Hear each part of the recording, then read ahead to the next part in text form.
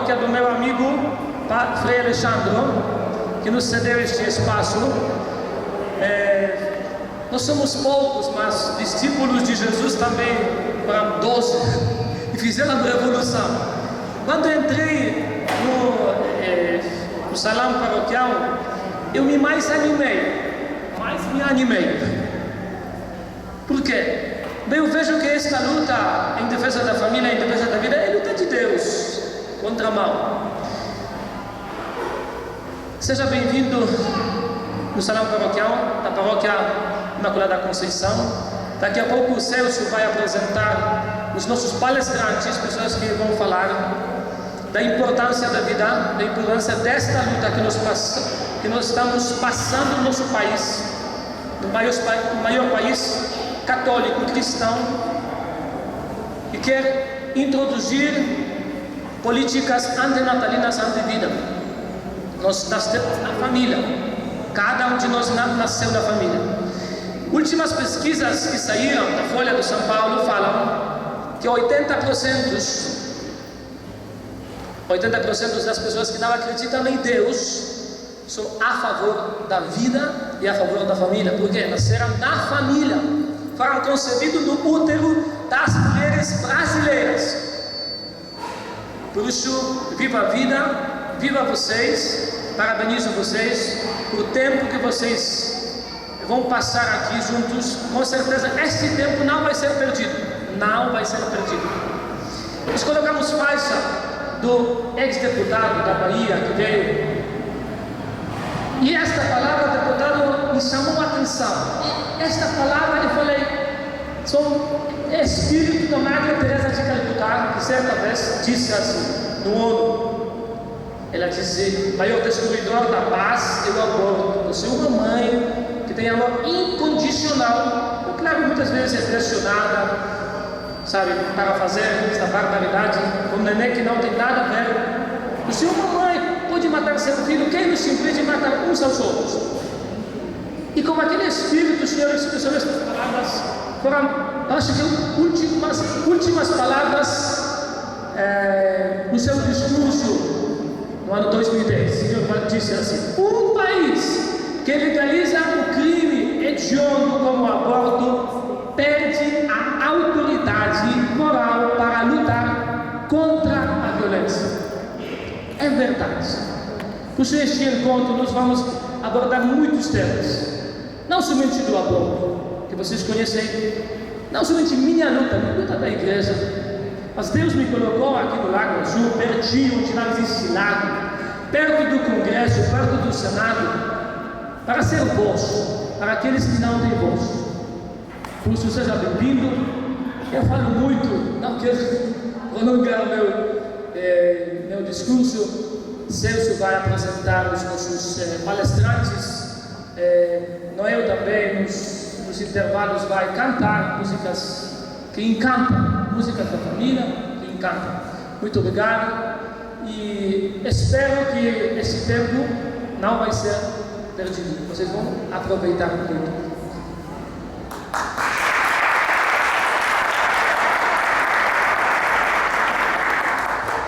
Mais uma vez, boa tarde, muito obrigado pela presença. Eu sou o Celso Carvalho, em nome da Paróquia Nossa Senhora Imaculada Conceição e da Paróquia Nossa Senhora de Fátima do Lago Azul. A gente quer dar boas-vindas a todos. Aqui à minha direita tem os banheiros, e ali atrás tem um bebedouro. Na hora do intervalo a gente vai servir um cafezinho. Para não nos delongarmos muito, já quero chamar aqui para frente a doutora Marli Virgínia, ela que é médica ginecologista, integrante da Comissão de Bioética da Arquidiocese de Brasília.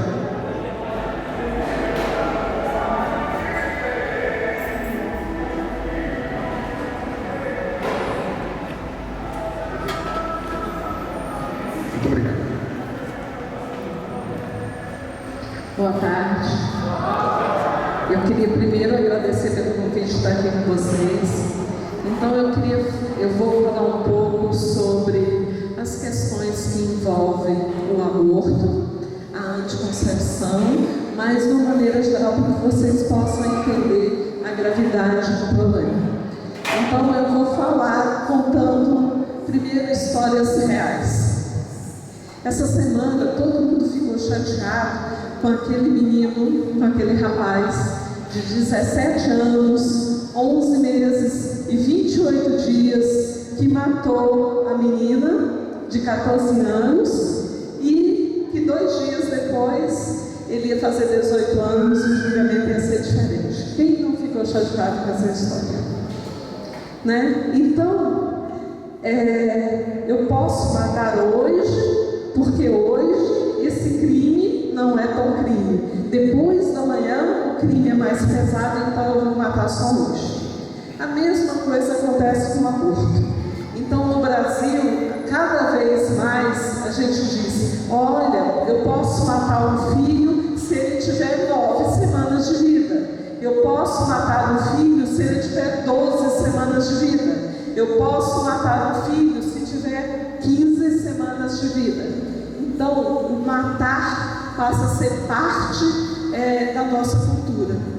E aí a gente fica: não, mas eu sou contra o aborto. Tá certo, mas eu sou contra também os métodos que produzem aborto. Será que eu sou contra a pílula do dia seguinte que é abortiva?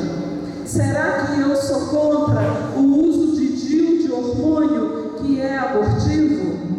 Digamos que a gente não seja, mas então vamos entender a gravidade dessas situações. Eu tenho uma colega, muito amiga minha, que uma mãe chegou para ela com a menina de 14 anos, a menina ia fazer 15 anos no mês seguinte, e a mãe levou para fazer um exame de rotina na ginecologia.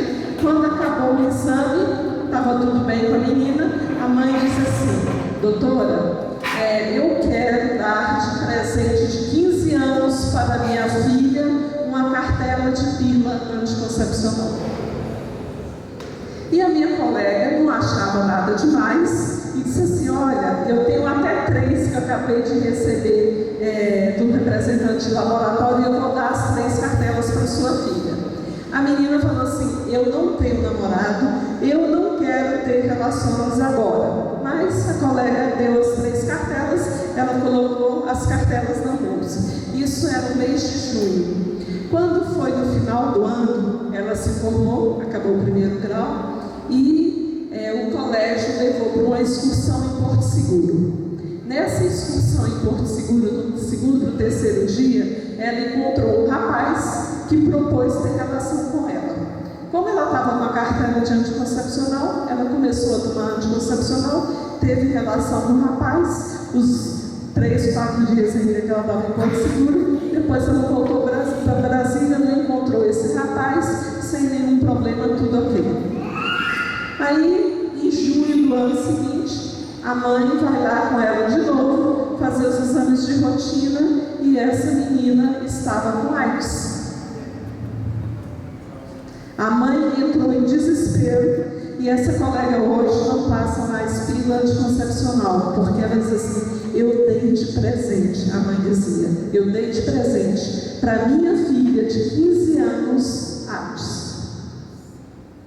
Se a menina não tivesse com a cartela de pílula anticoncepcional na bolsa, ela não teria relação com este rapaz. Então, esse é um caso. Eu estava de férias agora no Paraíba, e aí encontrei uma pessoa que eu já conheço há algum. E ela disse assim: minha amiga fulana, você lembra que no ano passado estava aqui? Ela está internada. Eu falei: o que foi que aconteceu com ela? Doutora, ela está com 40 anos, é solteira, e a médica disse que ela estava entrando na menopausa e ia passar uma reposição hormonal para ela. Mas, como ela é solteira, a médica resolveu, em vez de passar a reposição hormonal normal, entrar com a pílula anticoncepcional, porque era mais barata. E aí essa moça começou a usar anticoncepcional, 15 dias depois teve um AVC, ficou 1 mês internada e morreu.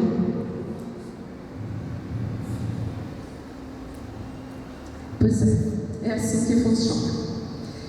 Eu tenho uma paciente, ela tem 22 anos agora, e quando ela fez 18 anos, ela chegou no meu consultório e disse assim: doutora, eu vim aqui para para fazer todos os exames. Eu sei que a senhora não passa pílula anticoncepcional, mas eu vim fazer os exames porque eu gosto da senhora e depois eu vou no outro médico porque eu vou fazer 18 anos, eu me lembro direitinho, dia 31 de dezembro e no dia 1º de janeiro eu vou ter relação com meu namorado.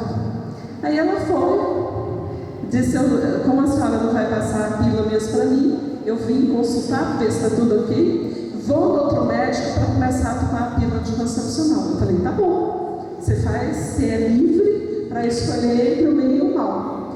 E aí, o que ela escolheu? Escolheu realmente o que o outro colega indicou, né, a pílula anticoncepcional. Isso com 18 anos. Aos 20 anos, ela volta ao consultório porque ela continuou fazendo os exames comigo e ia nesse colega só para trocar de pílula, ver se a pílula estava boa. Aí, aos 20 anos, eu fui examinar e ela disse, minha perna está doendo. Minha perna está doendo. Eu falei, não, melhor ser ortopedista. Eu já fui a 3 e eles disseram que é porque eu sou saltadora, ela fazia ginástica olímpica e que essas dores que eu estou sentindo nessa minha perna é por causa da ginástica que eu faço. E aí eu falei, mas vai no outro médico. Não custa nada, né? Dá uma olhada porque essa sua dor está demais, né? Só para examinar, né? Fazer um exame ginecológico é uma questão de muita dor. Aí ela foi, fez o exame lá com outro médico e eu recebo uma mensagem na mão dela. Olha o resultado da tomografia. Eu falei, mas eu não pedi nenhuma tomografia. Aí estava lá, um câncer de fêmur de 17 centímetros. Aí ela foi para São Paulo, fez cirurgia, tirou o osso, colocou uma prótese e tal, e aí fez quimioterapia, e ficou muito bem. Um belo dia ela chega lá no consultório e disse assim, doutora, eu quase morri a semana passada e por isso eu estou aqui. Eu falei, o que foi? O câncer voltou? Ela disse, não, doutora, por causa da quimioterapia e a anticoncepcional que eu estava tomando, eu fiz uma trombose de veia cava e o câncer não me matava, mas a trombose quase me mata aos 22 anos. Então, a pílula anticoncepcional, fora a questão do aborto, ela tem uma grande quantidade de efeitos colaterais que fazem um mal enorme à saúde da mulher. São as tromboses, são infartos, são os AVCs, são cânceres de fígado. Então, se a gente acredita em que saúde é bem-estar físico, psíquico e emocional, nós temos que ser radicalmente contra o aborto e temos que dar condições às mulheres de escolher outro método para não ter tantos filhos que não sejam os métodos hormonais, porque os métodos hormonais levam ao câncer de mama, levam aos infartos, levam às tromboses, levam os AVCs, levam os cânceres de fígado, levam os problemas de varizes. Então, se nós queremos bem-estar físico, psíquico, social, nós temos que encontrar outra maneira, temos que oferecer outra maneira para que essa população não fique restrita aos usos dos métodos hormonais. Agora, além disso, a questão do aborto, a mulher que usa um DIU de hormônio, que faz um aborto, está fazendo lá mês sim, mês não, um aborto, às vezes, muitas vezes não sabe, um belo dia ela descobre que estava usando um método que tinha uma ação abortiva. E aí entra a questão psicológica. A mulher que faz o aborto, ela não tem, né, hoje a gente fala muito na redução de danos, de aborto seguro, de aborto sem consequências, mas a mulher que fez um aborto, ela não se perdoa.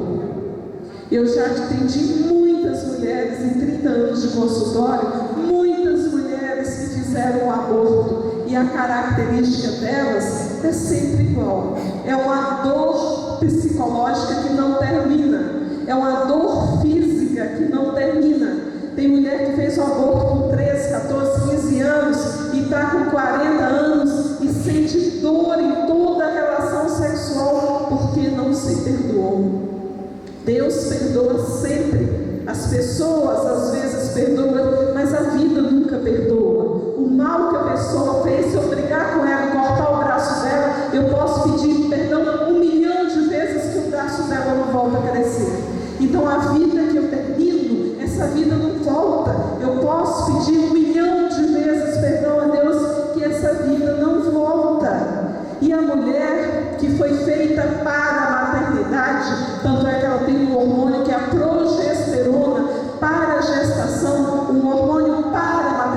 maternidade. A mulher foi feita para a maternidade. Essa mulher, ela não vai se perdoar pelo filho que ela matou.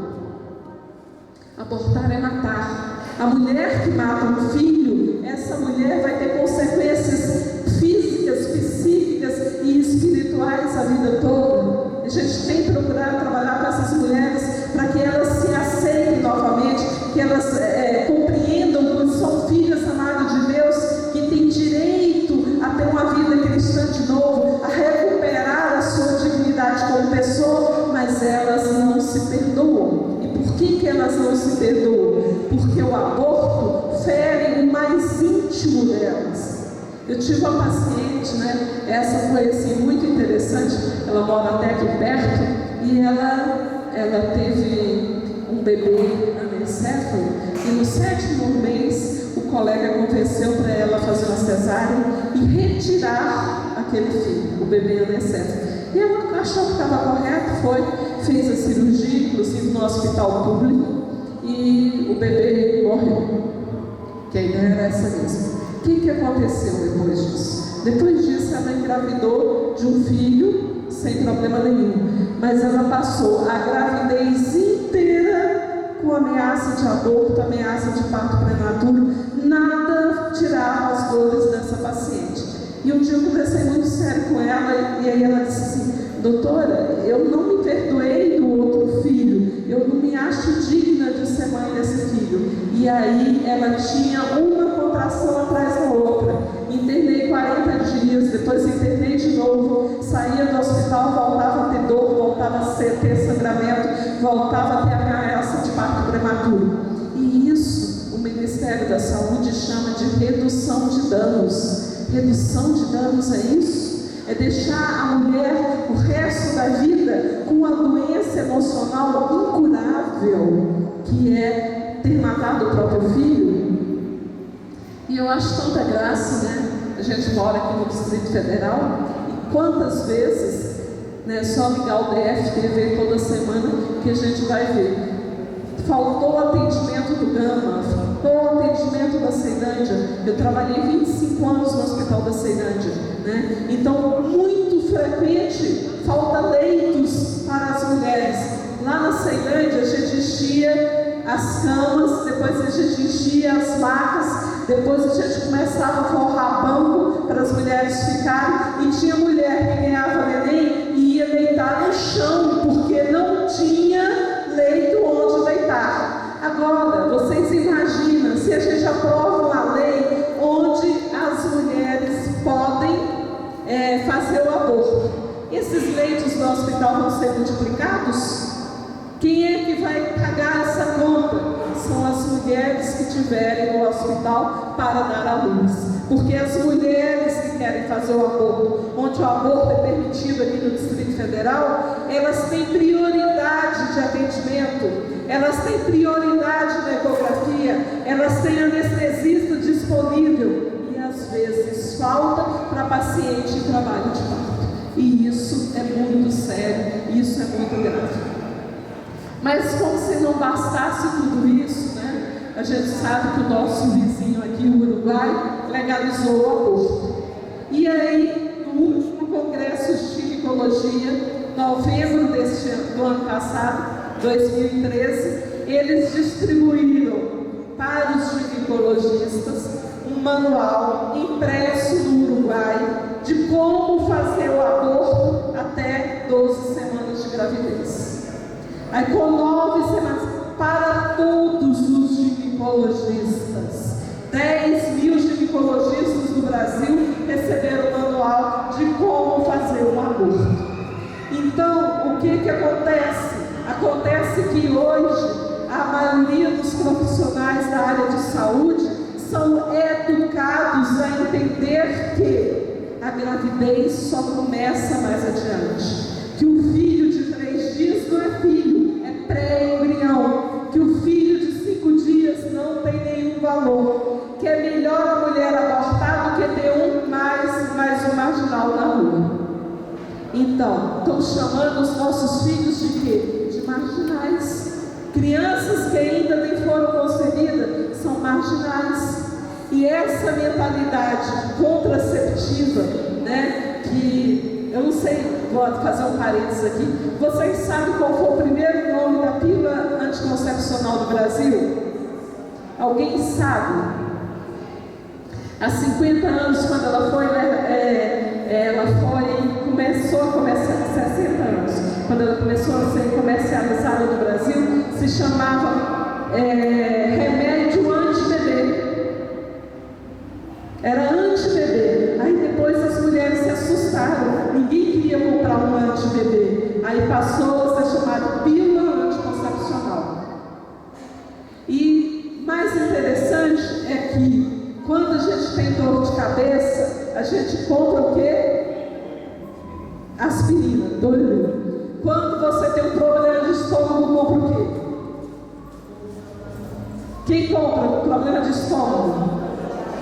Isso. Quando a gente tem uma pancada, uma dor no joelho, os jogadores, quem que compra? Xenon. E quando a mulher não quer ter filho, ela compra um remédio. Então, olha só, as outras coisas, todas a gente conhece pelo nome. E a pílula anticoncepcional é um remédio, mas é a única medicação que não é remédio, porque ela faz uma disfunção no organismo feminino. Agora, você já tomou pílula anticoncepcional para dor de cabeça? Não, nunca tomou. Você já tomou pílula anticoncepcional para espinha? Nunca tomou? O senhor já tomou pílula anticoncepcional para emagrecer? Nunca tomou? Paulo Fernando, você já comprou pílula anticoncepcional para não ficar careca? Não. Então, os homens tomam remédios para a doença. A mulher com dor de cabeça, qual é a medicação? Pílula anticoncepcional. A mulher que tem espinha, qual é a medicação? Pílula anticoncepcional. A mulher que está crescendo o bigodinho, qual é a medicação? Pílula anticoncepcional. A mulher que quer engordar, qual é a medicação? Pílula anticoncepcional. A mulher que quer emagrecer, qual a medicação? Pílula anticoncepcional. Então vai se criando desde a adolescência a ideia de que a pílula anticoncepcional é um remédio que resolve todos os males da mulher, quando na verdade ela é uma medicação que estimula a mentalidade contra a vida. Se eu sou contra a vida, eu vou ser a favor do aborto, daqui a pouco eu sou a favor da eutanásia. Então o matar é uma coisa sem limite. Quando eu começo a matar por qualquer razão, esse matar não para. A gente vê os assassinos em série, os motivos pelos assassinatos, né? Primeiro é porque o cara queria roubar e a pessoa reagiu, daqui a pouco está matando sem ameação. Por quê? Porque o matar banalizou. Então nós começamos a matar os filhos que estão nos nossos ventres, e daqui a pouco nós achamos que matar é tão banal que a juventude hoje acha que pode matar porque não quer mais namorar a menina. Mas aonde aprendeu isso? Aprendeu na nossa sociedade que passou a desvalorizar a vida. E o que tem isso a ver com fé e política? Né? Fé. Tem um tal do 5º mandamento da lei de Deus para os que são cristãos que diz assim: não matarás. E ponto. Não diz não matarás, exceto nessa ou naquela outra situação. Não matarás, exceto se a mulher correr risco de vida. Não matarás, exceto se o filho for dano, exceto. Mas não matarás, exceto se for vítima de violência sexual. Então nós vamos concordando com matar. Nós vamos assumindo matar como uma coisa bacana para salvar a vida da mulher, né? Eu vou contar mais uma historinha, porque essa historinha, ela é minha, né? Um dia eu cheguei para dar um plantão lá no hospital da Ceilândia, e um colega, até faleceu há 2 anos atrás, por isso eu vou dizer o nome dele, Franklin virou e disse assim: Marli, eu fiz um parto de uma moça ontem à noite, e ela não quer o neném. Eu falei, eu vou lá no berçário. Aí eu olhei o bebê do berçário e disse assim: esse bebê é meu. Aí meio-dia, né, abriu o juizado. Aí no hospital a gente passava um fax, né? Eu passei um fax para o juizado, não tinha essa fila que tem hoje, pedindo um bebê. Aí eu fui lá no bercinho do bebê, pus uma placa, Rafael, grudei o nome do bebê no bercinho e deixei lá. Isso na segunda-feira. Quando foi na terça-feira de manhã, uma amiga minha, Fátima, ginecologista também, chegou lá e disse assim: mas você já tem filho e eu não tenho, eu quero esse bebê. Aí eu falei: mas por que eu tenho um filho? Você tem mais direito do que eu ter outro filho, né? Mas eu não tenho, eu quero esse bebê.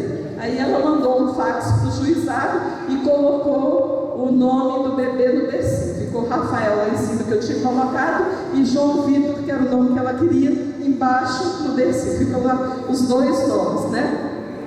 Isso na terça-feira. Quando foi na sexta-feira, a criança ia ter alta, e aí foi eu e a Fátima lá junto falando com a pediatra: não dá alta não, porque senão ela vai para o centro de recrutamento e triagem, deixa para ver se até segunda-feira o juiz decidiu qual das duas vai ficar com o bebê. E aí no sábado, né, a mãe que tinha deixado essa criança para adoção, ela apareceu lá no hospital.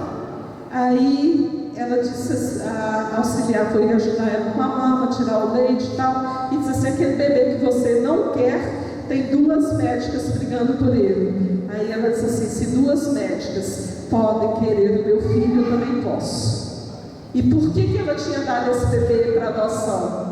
Porque ela tinha um bebê de 4 meses, e aí quando ela chegou, aí no primeiro dia que ela voltou a trabalhar, com 4 meses, naquela época todo mundo só tinha 4 meses, primeiro dia que ela voltou a trabalhar, quando ela chegou em casa, parou na parada de ônibus, estava começando as casas em volta da casa dela, na Samambaia, ela foi vítima de violência sexual e engravidou.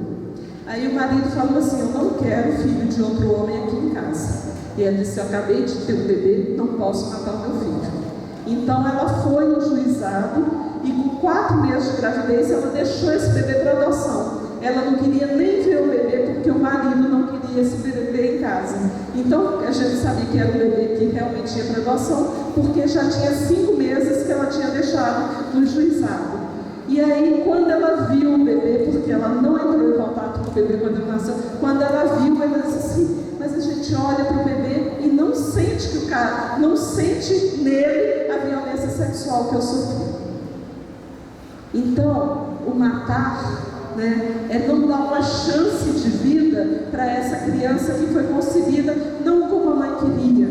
Uma criança que tem um pai que é criminoso, mas no Brasil dizem que não tem pena de morte, mas é mentira. Tem pena de morte, né? O bebê, ele é assassinado pelo crime que o pai cometeu. O cara mata, violenta e etc. E aí 10 anos depois ele está solto, às vezes nem isso. Mas o bebê, ele é morto pelo crime que o pai cometeu.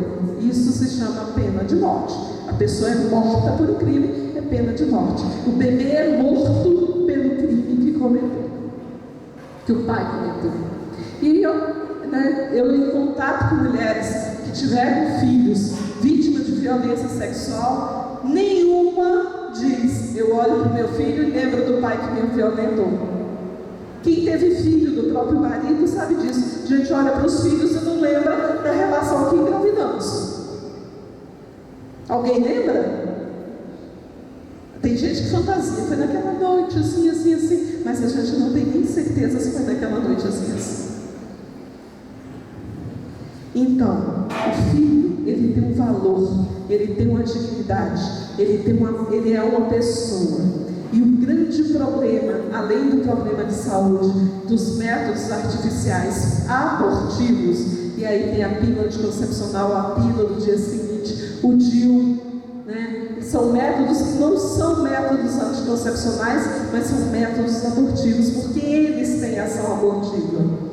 Eles têm uma ação anticoncepcional, mas têm uma ação abortiva. É como se eu tivesse um revólver, colocasse 1, 2, 3, 4, 5 balas no gatilho e apontasse: eu tenho ou não intenção de matar? Eu tenho intenção de matar. Então, quando eu utilizo um método que, além de anticoncepcional, ele tem uma ação abortiva, eu tenho intenção de matar caso eu engravide. Então, esses métodos abortivos, eles vão desenvolvendo em nós a consciência antivida, vão tirando aquela dignidade de filhos de Deus que Deus colocou em cada um de nós, para assumir essa cultura do mundo que só tem valor aquilo que dá dinheiro, aquilo que dá poder. E aí a vida perde sentido, a vida perde valor, e a minha vida perde valor todas as vezes que essa vida perde valor. A nossa vida, ela tem sentido quando todas as vidas têm sentido. Quando a minha vida perde o sentido, é porque todas as vidas estão perdendo o sentido junto. Então, se nós não queremos a violência no Distrito Federal, a violência no Brasil, a violência no mundo, nós temos que dar alternativas às mulheres de não estarem matando os filhos por métodos abortivos impactantes e pelos métodos abortivos iniciais, a fase inicial que vem junto com o sangue menstrual, mas que mesmo assim tem uma grande desqualificação da vida.